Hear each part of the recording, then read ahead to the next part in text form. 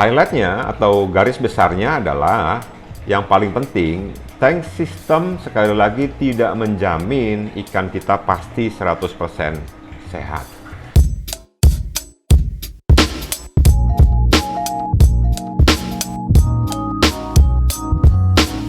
Oke, selamat sore teman-teman semua.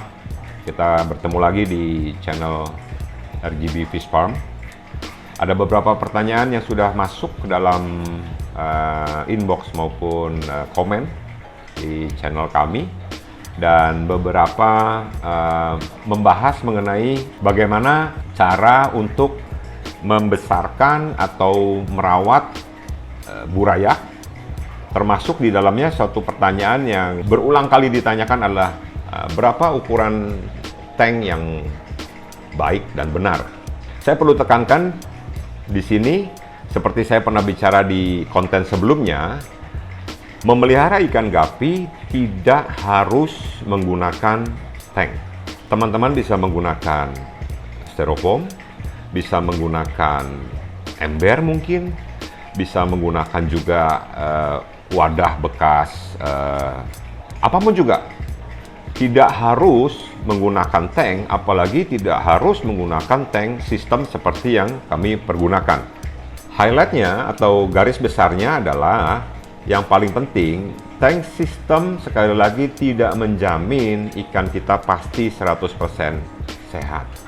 Tank sistem hanya membantu kita untuk bisa mempermudah dalam mengatur air in dan out.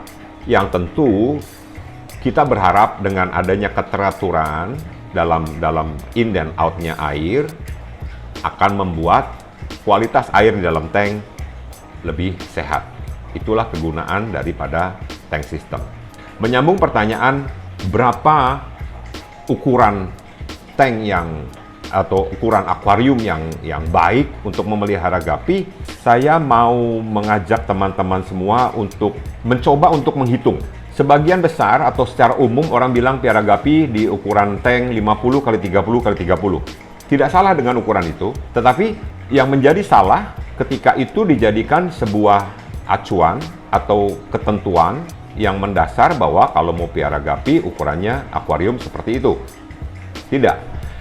Kita lebih baik menggunakan volume. Saya lebih setuju kita menggunakan volume. Volume air di dalam wadah tersebut. Sekali lagi, bisa akuarium, bisa styrofoam, bisa apapun juga. Selama teman-teman bisa ukur berapa volume yang ada di dalam tempat penampungan tersebut, baru kita bisa tahu berapa banyak ikan yang bisa kita pelihara.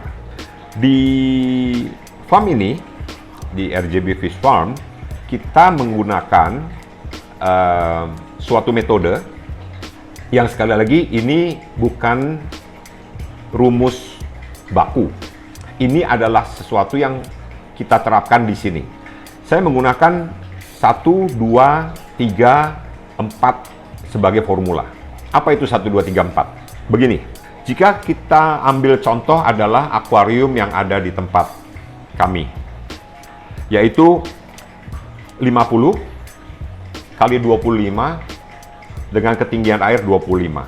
Dengan ukuran seperti tersebut di atas, kita akan mendapatkan bahwa kandungan air yang bisa ada dalam tank tersebut adalah 31 liter, 31,25 liter tepatnya. Kalau volume seperti itu digunakan untuk memelihara burayak, maka kami menggunakan angka 1000 sebagai pembagi. Maksudnya begini, 31.250 volume tersebut, jika saya bagi dengan 1000, maka saya bisa menaruh burayak sebanyak 30 ekor.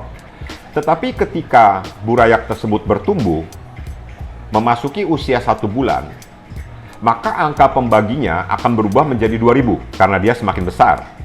Untuk itu, dengan ukuran tank yang sama, kita akan mengurangi jumlah populasinya menjadi 15 atau 16 ekor. Ketika remaja ini semakin bertumbuh, di usia yang kedua bulan, kita harus menggunakan angka yang lebih besar, yaitu kami menggunakan angka 3000. Dari situ kita dapat hanya bisa mencukupi untuk 10 ekor. Ketika dia sudah masuk ke usia untuk di-breed, untuk diternak, berarti sudah 3 bulan up, kita akan kurangi lagi dengan pembagian angka 4.000. Kita dapati hanya bisa untuk 8 ekor. Tetapi kalau benar-benar sudah dewasa, ukuran breeder yang siap untuk kita breed, maka kita menggunakan angka 5.000. Jadi satu tank hanya cukup untuk 3 pasang. Dengan ukuran seperti itu, saya rasa keleluasaan mereka untuk bergerak dan keleluasaan mereka untuk mendapatkan pakan itu akan jauh lebih baik, sehingga pertumbuhan mereka tidak akan terhambat. Nah, bagaimana kalau kita hendak mengembangkan ikan untuk keperluan kontes? Angkanya lebih ekstrim lagi. Dengan volume yang sama, 30 liter, kita menggunakan angka pembagi 10.000. Berarti di tank ukuran tersebut hanya akan ada 3 ekor ikan yang memang gunanya diprogres untuk keperluan kontes. Saya rasa itu bisa menjawab berapa besar tank yang diperlukan untuk memelihara ikan gapi saya. Coba teman-teman hitung kembali berapa banyak volume air yang ada yang bisa didapat di tank yang teman-teman punya. Dari situ teman-teman bisa mengaplikasikannya berapa banyak ikan yang bisa ada di sana. Begitu pula ketika beberapa orang bertanya kepada saya, kalau saya punya burayak 60 ekor, harus saya pelihara di tank ukuran berapa? Selama itu menggunakan wadah yang cukup besar, misalnya styrofoam 75 cm, panjangnya, lebarnya 50 cm, saya rasa itu sangat baik untuk pertumbuhan seperti itu. Tetapi ketika styrofoam yang dimiliki hanya ukuran 30 cm, panjangnya 40 cm, sebaiknya jumlah burayak yang 60 itu dipecah menjadi 2 wadah. Penjelasan saya untuk ukuran akuarium seperti itu. Sekarang kita masuk ke pertanyaan berikutnya yang juga sering ditanya. Pertanyaannya adalah rasio yang paling baik kalau kita memelihara ikan gapi. Jika teman-teman hendak melakukan breeding atau ternak, tentu kita memerlukan minimal adalah 1 jantan dan 1 betina. Dengan ukuran tank yang sudah saya jelaskan sebelumnya, jika tank tersebut muat untuk 2 pasang, teman-teman bisa punya 2 jantan, 2 betina. Tetapi ada pertanyaan yang masuk seperti ini. Kalau saya mau trio, sebaiknya bagaimana? Trio yang umum dan kami lakukan di sini juga adalah 1 jantan, 2 betina. Ada beberapa orang yang di luar sana menggunakan 2 jantan, 1 betina. Apakah yang mana yang benar, mana yang salah? Tidak ada yang salah, tidak ada yang benar. Logika dari apa yang kami lakukan di sini, mengapa menggunakan 1 jantan dengan 2 betina adalah ketika 1 jantan mengejar 1 betina dan dia kejar terus-menerus untuk melakukan perkawinan, itu saya melihat bahwa betina itu cukup kelelahan. Nah, coba kita bayangkan kalau sekarang betina yang 1 itu dikejar oleh 2 jantan. Waktu dia untuk beristirahat pasti lebih berkurang lagi. Untuk itu di farm sini kami menggunakan 1 jantan, 2 betina, atau menggunakan 2 pair, 2 jantan dengan 2 betina. Itu yang digunakan di farm ini. Kemudian pertanyaan berikutnya, apakah dengan adanya populasi yang lebih banyak di dalam 1 tank akan menyebabkan tank tersebut berbahaya? Saya sudah bahas di konten air sebelumnya. Yang paling berbahaya di dalam sebuah tank adalah satu zat yang namanya amonia. Amonia ini sangat bergantung erat dengan jumlah populasi di dalam tank tersebut. Mengapa saya katakan demikian? Semakin banyak ikan di dalam 1 tank, secara otomatis kita memberi pakan akan lebih banyak. Kemungkinan pakan itu tidak habis juga semakin besar kalau kita memberikan pakan yang terlalu banyak. Kita kasih terlalu sedikit, mereka akan kurang. Kita kasih terlalu banyak, ada kemungkinan akan terjadi sisa. Sisa pakan itulah yang akan berubah menjadi racun, bersifat amonia.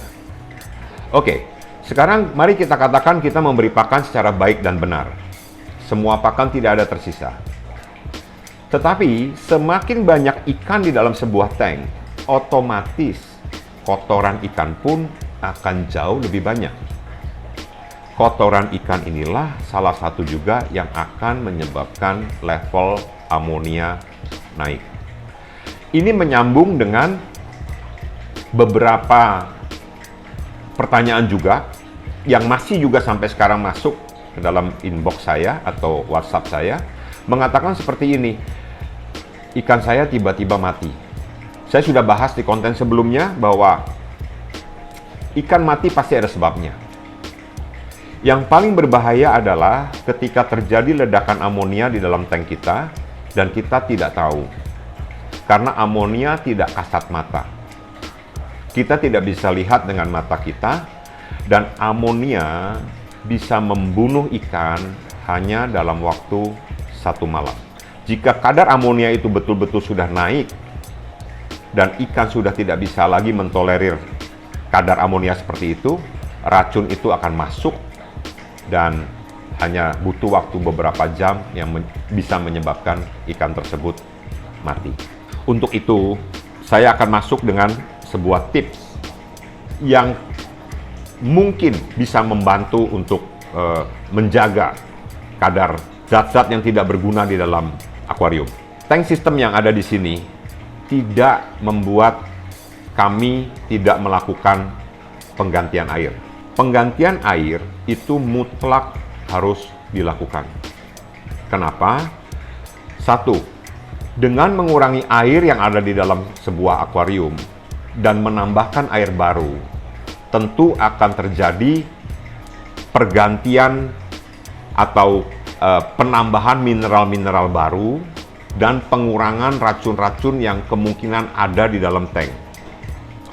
Untuk itu, mengganti akuarium itu sangat penting. Satu-satunya cara untuk membuang kotoran adalah dengan cara mengganti air. Tetapi, air yang digunakan untuk mengisi ulang sebaiknya air yang sudah diendapkan. Dan alangkah lebih baik kalau air endapan itu sudah juga diberi aerator.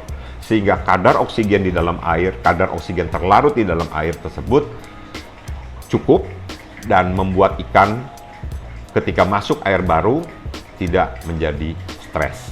Kalau populasi itu lebih banyak, pertanyaannya begini deh, berapa sering kami harus ganti air? Oke, tidak ada batasan seberapa sering atau seberapa jarang.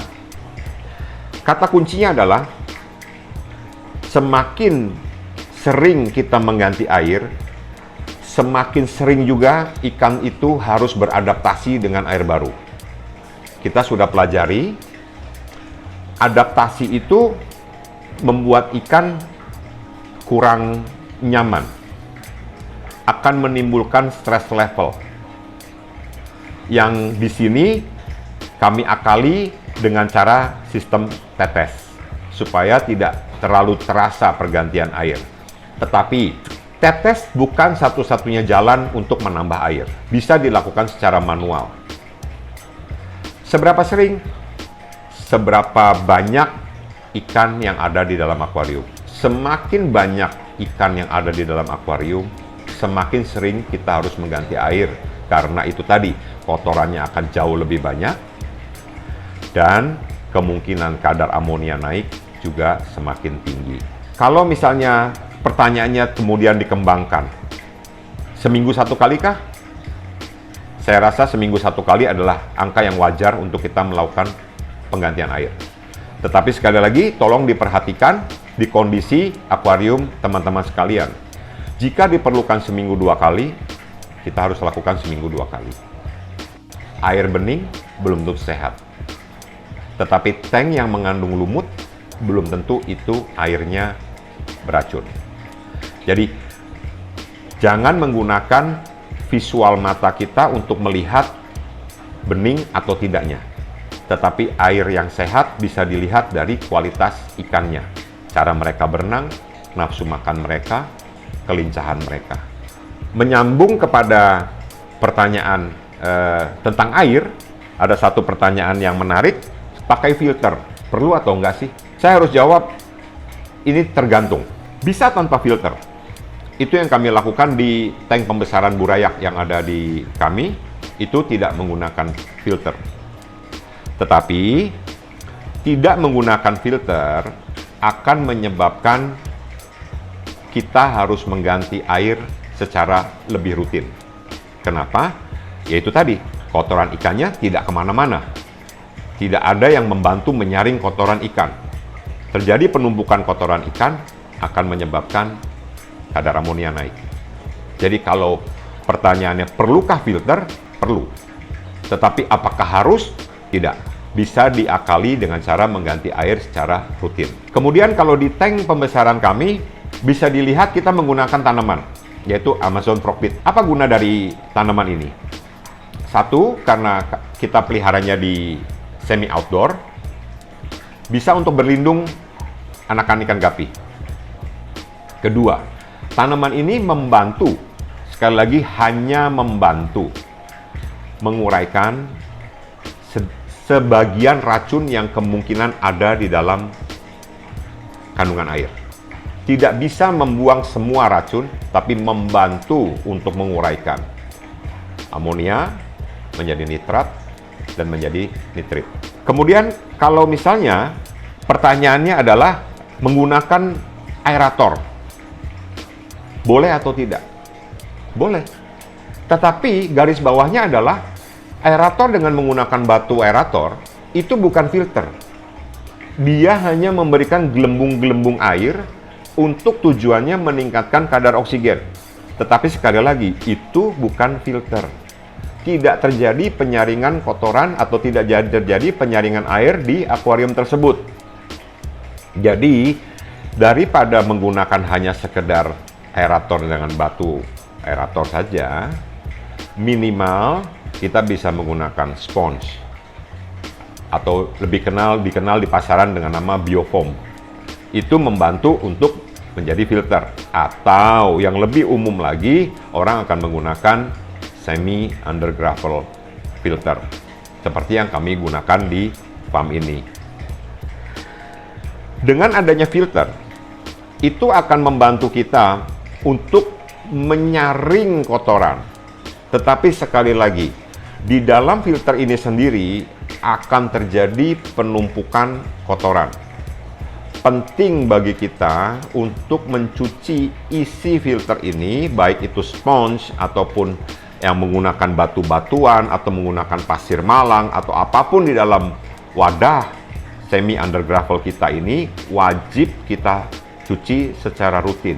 Kenapa? Karena kotoran itu akan menumpuk di dalam kotak ini, dan ini yang cukup berbahaya. Ketika ini sudah tidak bisa lagi ditangani oleh filter tersebut, akan terjadi ledakan amonia.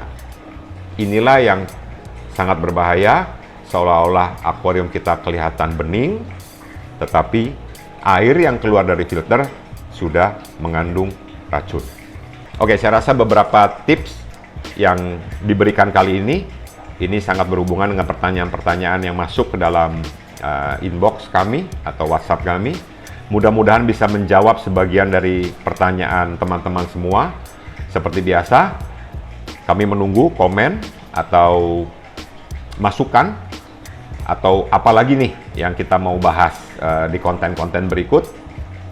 Semua yang saya berikan ini adalah berdasarkan apa yang kami lakukan di sini.